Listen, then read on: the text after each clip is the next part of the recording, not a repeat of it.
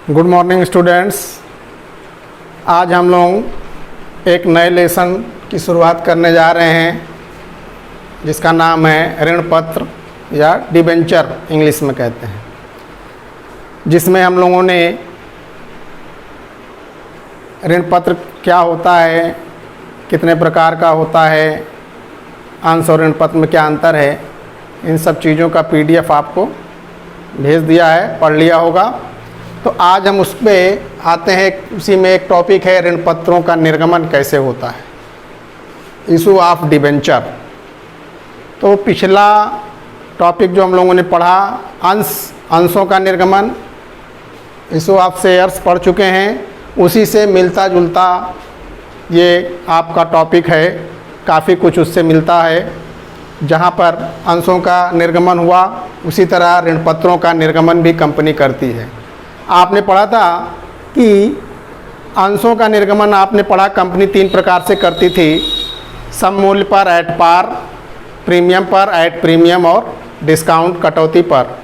3 प्रकार से अंशों का निर्गमन करती थी।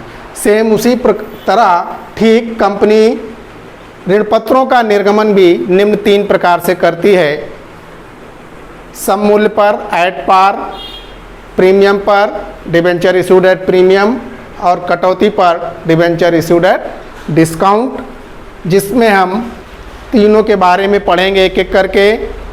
जिस प्रकार अंशों का निर्गमन कंपनी जब करती थी तो जो अंशों का पैसा था वो कंपनी टुकड़ों में मांगती थी। आपने पढ़ा था कुछ पैसा एप्लीकेशन पर, कुछ आवंटन पर, कुछ याचनाओं पर। ठीक उसी प्रकार से कंपनी ऋण पत्रों का मूल्य भी टुकड़ों में मांगती है, कुछ पैसा एप्लीकेशन पर, कुछ आवंटन पर और कुछ याचनाओं पर। बहुत थोड़ा सा अंतर है। क्या अंतर होता है वो आपको हम बता रहे हैं। तो पहला टॉपिक आज हम पढ़ेंगे सम मूल्य पर ऋण पत्रों का निर्गमन। जब कंपनी ऋण पत्रों को सम मूल्य पर निर्गमित करती है तो जर्नल में क्या क्या प्रविष्टियां की जाती हैं।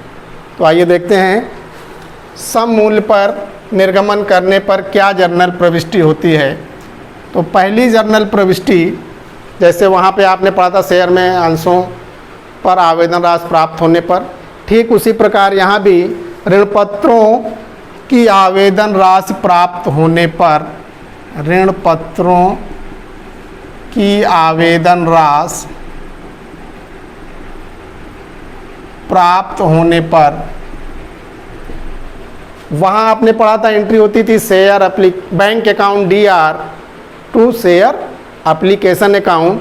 तो यहाँ पर शेयर एप्लीकेशन की जगह हो जाएगा डिबेंचर एप्लीकेशन, बाकी सेम उसी तरह रहेगा। एंट्री होगी bank account debit to debenture application account, ये पहली एंट्री होगी। आवेदन पत्र ऋण पत्रों की आवेदन राशि प्राप्त होने पर एंट्री होगी bank account DR to debenture application account. Narration होगा डिबेंचर एप्लीकेशन मनी रिसीव्ड, लिख लेंगे आप। इसके बाद शेयर में आपने पढ़ा था जो आवेदन का पैसा आता था उसे अंश पूंजी खाते शेयर कैपिटल अकाउंट में ट्रांसफ़र कर देते थे, लेकिन यहाँ पर जो भी पैसा आएगा उसे हम डिबेंचर अकाउंट में ट्रांसफ़र करेंगे, ये ध्यान रखिएगा। तो आवेदन पत्र की राशि, आवेदन की राशि ऋण पत्र खाते में हस्तांतरित करने पर, किस खाते में? ऋण पत्र खाते डिबेंचर अकाउंट में हस्तांतरित करने पर हमारी एंट्री हो जाएगी debenture application account DR, debenture application account debit to debenture account.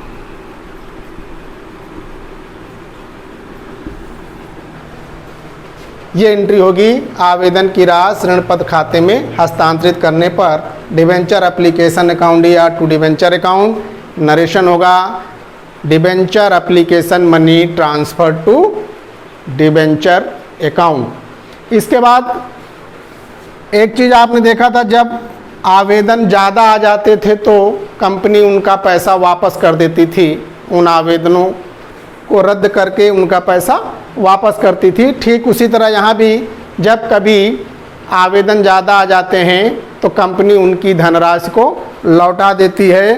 तो उसकी भी एंट्री आप लिख लें, आवेदन राशि वापस करने पर, वापस करने पर।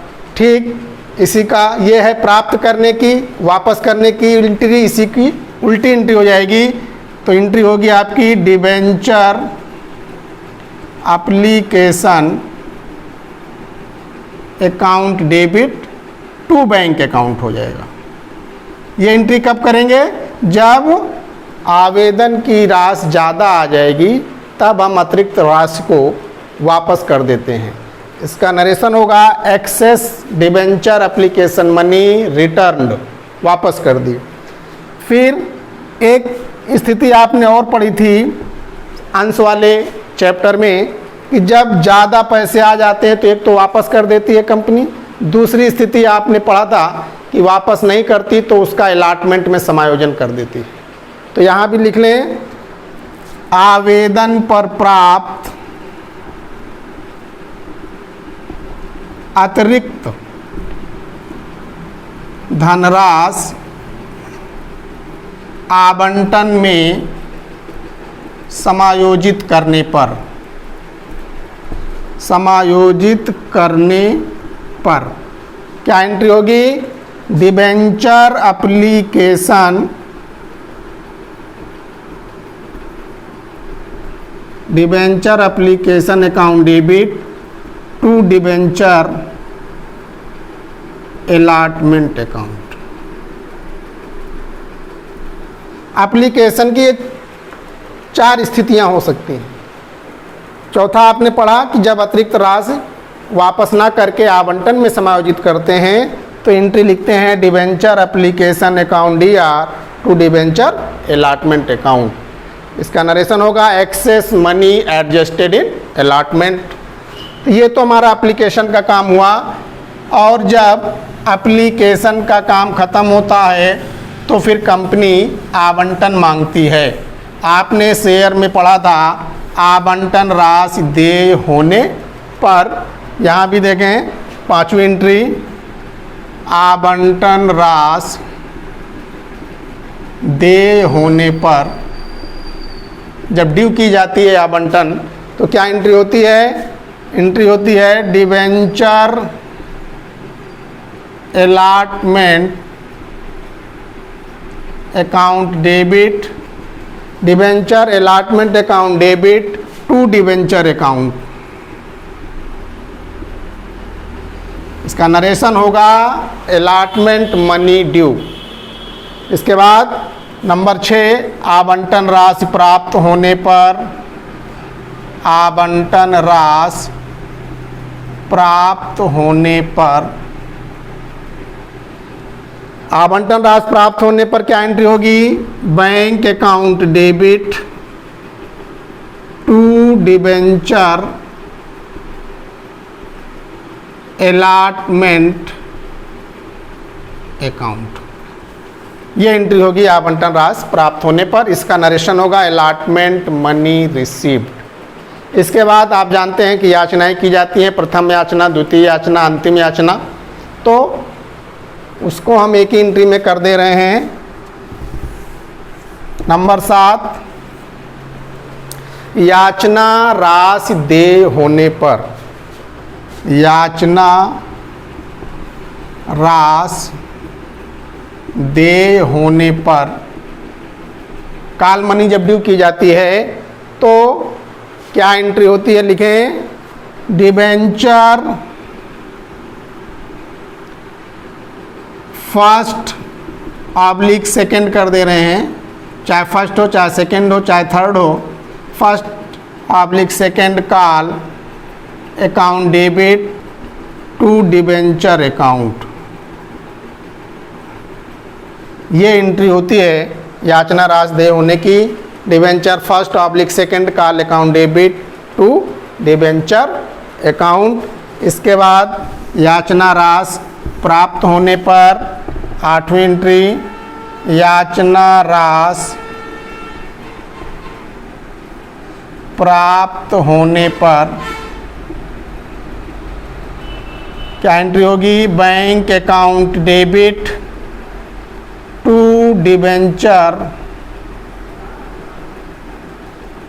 First oblique second call account. ये एंट्री होगी आपकी। इसका नरेशन होगा debenture first oblique second call money receive. तो ये हमारी सम मूल्य पर अगर डिबेंचर ऋण पत्र निर्गमित किया जाता है तो ये एंट्रियां की जाएंगी। इसके बाद इन एंट्रियों को आप याद कर लेंगे क्योंकि हर सवाल में इनका प्रयोग किया जाएगा।